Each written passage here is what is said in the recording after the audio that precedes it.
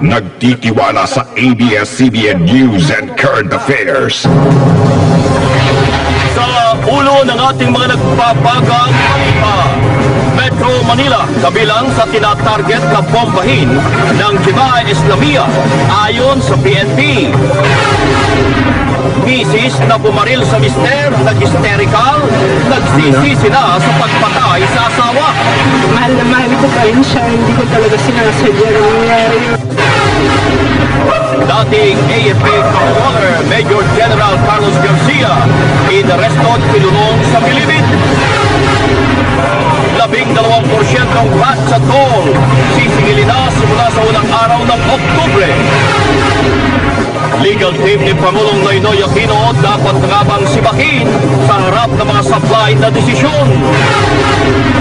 Pari at madreng nagmamahalan, naharap ba yun sa pagtatakwil ng simbahan?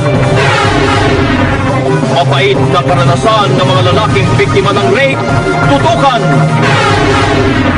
Exclusive boyfriend ni Shamsi Suksuk, kinento ang kanilang love story.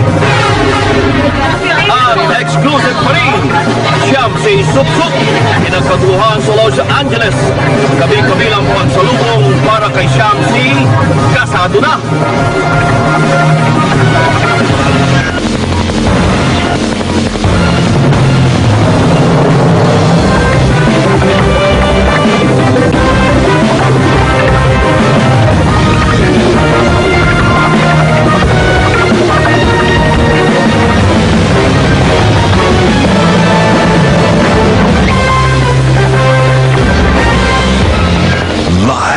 Mula sa ABS-CBN News Center, Manila, ito ang TV Patrol!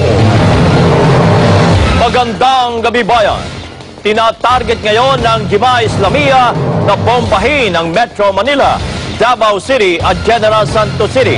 Ito ang lumabas sa pinakabagong intelligence report ng PNP. Nakumpirma din ang pagdating sa bansa ng isang bomb expert ng Jemaah Islamiyah.